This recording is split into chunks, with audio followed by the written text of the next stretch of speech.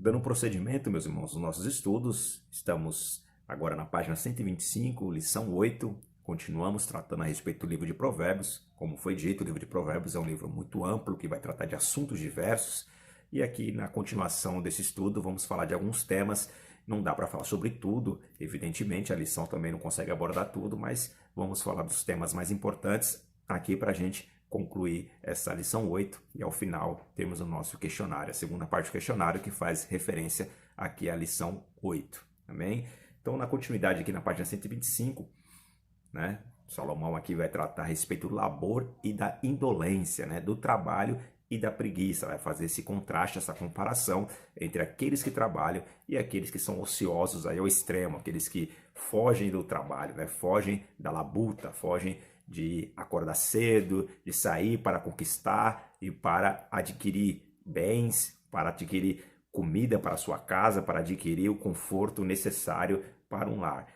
E aqui ele já fala a respeito do trabalho e suas recompensas, né? Trabalho é algo digno, trabalho é algo bíblico, trabalho é algo que agrada a Deus, o homem diligente, o homem que se dedica ao seu trabalho. O próprio Salomão diz que ele será colocado entre príncipes, entre reis, né? Por conta da sua forma diligente, ou seja, da sua forma dedicada que ele faz o seu trabalho. Veja, o especialista, ele cobra caro, o especialista, ele é bem quisto, o especialista, as empresas vão atrás dele, né? O especialista ele é requisitado nos locais de trabalho porque ele se dedica naquilo que faz, ele é exímio naquilo que faz, não apenas na parte técnica, mas também na parte de compromisso. Basta a pessoa ser boa no que faz, ela tem que ter palavra, ela tem que combinar o horário e cumprir, combinar um prazo e cumprir, né? Combinar situações aí de uma venda ou de uma execução de um serviço e cumprir conforme foi combinado. Então essa é uma pessoa diligente, isso agrada ao Senhor e biblicamente falando, isso põe pessoas, biblicamente falando, isso te eleva para lugares aonde você não imaginava que poderia alcançar, na empresa, nos negócios, né? Relacionamento com pessoas. É bíblico isso, meus irmãos, isso é muito interessante. O trabalho não é algo que vem em consequência do pecado lá de Adão. Não, Adão também trabalhava já na época. A consequência foi sentir cansaço, né? Suor ali. A consequência foi a terra que daria espinhos. Então o homem agora teria que passar dificuldades ali para conseguir lavrar, fazer algo que ele já fazia. Só que agora com o peso do cansaço, né? E com a própria natureza muitas vezes se tornando hostil ao homem. Então essa é a diferença. Porém o trabalho é algo que Adão já fazia e o próprio Jesus Cristo disse que o seu pai trabalha desde o início, né? E continua trabalhando. E Jesus Cristo veio também para trabalhar. Então o trabalho é algo bíblico. O cristão tem que trabalhar, tem que produzir, né? Nós temos aquela velha máxima de alguns que dizem, não, mas eu quero trabalhar na obra, enquanto não vier o trabalho na obra, eu fico aqui ocioso, fico na rede aqui esperando o Senhor me chamar. Não, meus irmãos. Várias passagens bíblicas de grandes homens de Deus mostram que Deus chama aqueles que estão trabalhando. Davi, Eliseu, no Novo Testamento temos discípulos que estavam pescando, Mateus ali que estava coletando impostos, ou seja, você não precisa parar de trabalhar para fazer a obra do Senhor. É possível fazer as duas coisas e se Deus quiser, Ele te chama da onde você está e te põe exclusivo para trabalhar na sua obra. Mas isso é quando Deus determina. Então o trabalho, o labor é algo bíblico, traz sustento. A sociedade melhora, o bairro melhora, a cidade melhora, o estado melhora, a nação melhora quando tem pessoas trabalhando e produzindo. Infelizmente, nós estamos passando nosso momento no Brasil, estamos passando um momento difícil no Brasil, onde os comércios estão fechados, na sua maioria, as empresas fechadas, na sua maioria. Então veja como isso está trazendo algo negativo para a nação, né? A economia, infelizmente, declinando, mas cremos em Deus que logo isso vai passar. Mas mostrando a força do trabalho, e o cristão tem que ser trabalhador diligente, né? Trabalhar aonde ele estiver, fazer o seu melhor, como se estivesse trabalhando para Deus. E o contrário disso, como Salomão mostra aqui, é a preguiça, né? O preguiçoso. Ele dá o segundo conselho aqui, que é cuida dos teus negócios, né? Aqui no versículo de Provérbios, que consta na lição, cuida dos seus negócios lá fora, apronta a lavoura no campo e depois edifica a tua casa. Mostrando a necessidade de você, uma vez que você vai construir uma casa, edificar uma casa no sentido de um lar, né? De uma família, você tem que ter recursos para isso, né? Então veja que desde aquela época a preocupação, né, não é Todo mundo que casou aí, os irmãos casaram, eu casei também, não faz muito tempo, mas nós sabemos a dificuldade que é, porque ninguém quer casar e não tem onde morar, ninguém quer casar e não tem móveis, ninguém quer casar e não tem uma festa, né? Para ali ficar marcado, para ali ficar na memória, na lembrança por toda a sua vida. Então, o Salomão aqui nos ensina: você quer edificar um lar, uma casa, prepare o seu negócio, que a sua esposa tenha ali a tranquilidade de saber que seu esposo tem uma profissão, né, tem meio de sobreviver, a esposa também, que ela é mulher inteligente, que é mulher estudada, que ela também trabalha, mesmo que ela não trabalhe em meios seculares, mas que possa trabalhar, possa auxiliar o marido ali na gestão da casa, na gestão financeira da casa. Isso é muito interessante. Então, Salomão mostra a importância de você estar pronto para ter um lar, uma família. Muitas vezes, principalmente na nossa cultura, hoje melhorou isso um pouco, mas antigamente tinha muito mais das pessoas primeiro casar e depois ver o que dá, né? Graças a Deus, muitos lares se mantêm firmes, né? Muitas pessoas conquistaram, ralaram bastante, mas conquistaram, criaram seus filhos. E a vantagem de quem começa cedo é que cedo também os filhos se casam, vão, e ele começa ali a fazer coisas que ele queria fazer lá atrás, na sua juventude, e não pôde, porque casou muito cedo, já teve filho muito cedo. Então hoje nós já vemos essa mentalidade mudando um pouco, as pessoas querem primeiro ter estudo, comprar uma casa.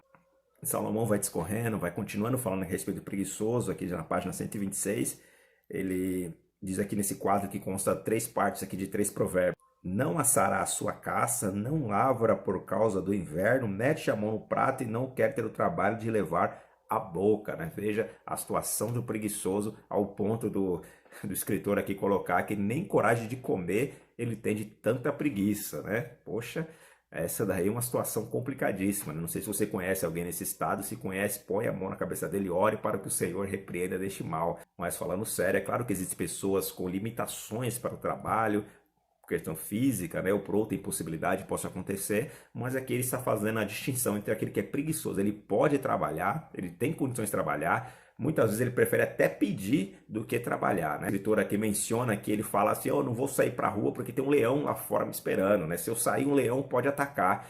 Mentiroso, que se o leão estivesse fisicamente na rua, nem o trabalhador sairia. Mas a questão é, se trazemos aqui, mas trazendo o ensinamento aqui desse texto, desse termo, é interessante, porque assim, todo dia temos um leão realmente na rua, né? Tem até o ditado que fala, é um leão por dia, temos que matar um leão por dia. Então todo mundo tem que sair e tem seu leão esperando lá fora, mas nós temos que trabalhar, pedir graça a Deus e ir para frente e enfrentar o leão e trazer o pão de cada dia e se preparar, fazer como a formiga ali que guarda, né, os seus recursos para o inverno, né? O inverno chega na vida de todos nós, então devemos sempre nos preparar para viver uma vida melhor e também para nos precavermos, né, a respeito de uma poupança, um valor lá tranquilo para você ter se quiser viajar, fazer uma festa ou mesmo em uma emergência, né, para depender o menos possível do outro no questão de financeiro, né? Pelo contrário, a Bíblia diz que é melhor você emprestar do que pedir emprestado. Então, que o Senhor abençoe a sua vida, a minha vida, para que possamos ter sempre para emprestar,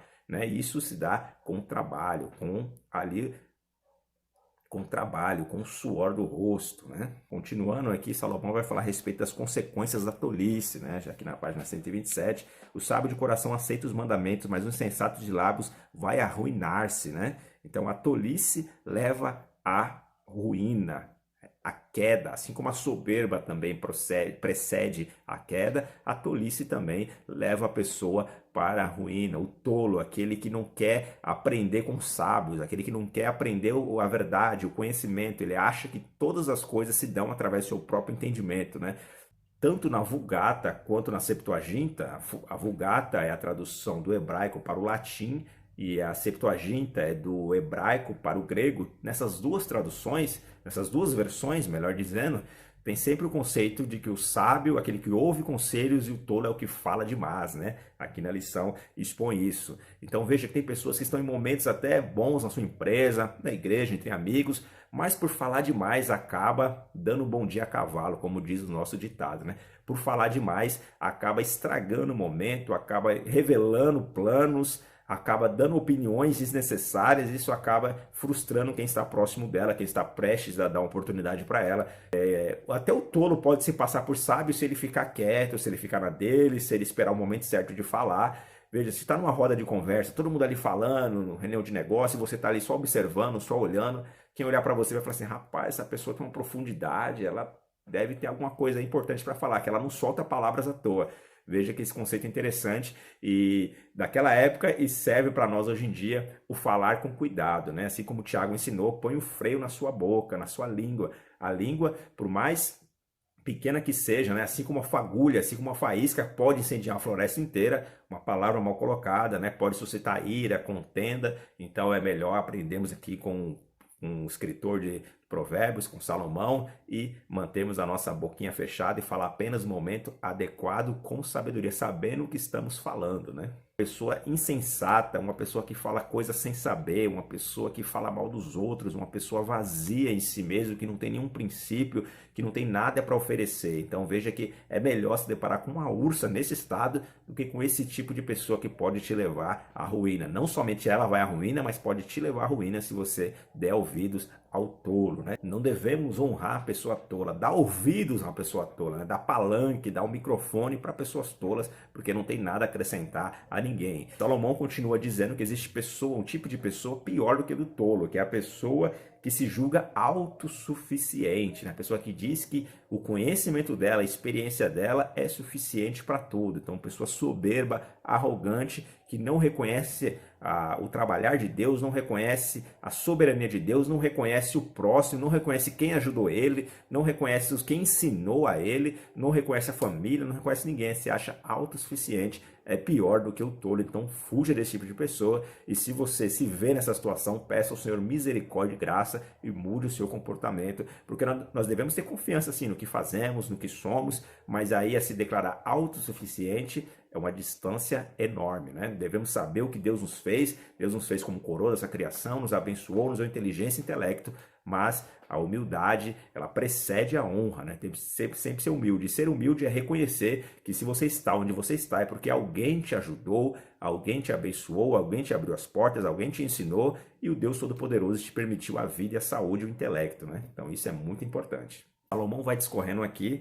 e ele vai falar a respeito dos relacionamentos sadios, né? Ele diz que o relacionamento sadio entre pessoas tem que ser conservado com boas atitudes, né? Atitudes práticas de relacionamento, não apenas teórica, mas prática, né? Mostrar no dia a dia a forma, o respeito, a admiração, a ligação, por exemplo, do filho com o pai, do discípulo com o mestre e assim por diante. E ele continua falando a respeito do coração alegre, né? As bênçãos, os benefícios que tem um coração alegre. Isso a medicina comprova, né? Isso a medicina diz. Com uma boa disposição, uma pessoa alegre, uma pessoa disposta, ela formoseia o rosto. Isso é literal. Se você acorda com bons pensamentos, você acorda fazendo o seu devocional, se você acorda ali com vontade de trabalhar, de conquistar, isso formoseia o seu rosto, né? Isso te deixa mais animado, as pessoas ao redor percebem. Salomão vai dizer, o coração com saúde é a vida da carne, e isso é uma realidade, e nós podemos comprovar isso no nosso dia a dia. E se você não tem essa prática, comece a ter. Comece a sentir alegria no coração, pedir a Deus alegria, observar as pequenas coisas da vida, os livramentos que Deus te dá, as bênçãos que Ele concede, a saúde, a força, a família, tantas outras coisas que temos para agradecer a Deus. Deixe seu coração alegre e você vai ver o resultado na sua vida prática. E aqui ele também vai dizer do contrário, né? Que a inveja é a podridão dos ossos. E isso é muito interessante, que tem muitos estudos que mostram até que a inveja, né? Sentimentos ruins, sentimento de falta de perdão, né? De ressentimento, angústia, pode causar problemas físicos, problemas de ordem psicossomática, mas que afetam sua vida física, podendo até causar câncer e outras doenças, né? Então, muito interessante entendermos isso para não deixarmos nosso coração corroído pela inveja, pelo ódio, por sentimentos ruins que podem nos trazer problemas físicos, espirituais e emocionais também.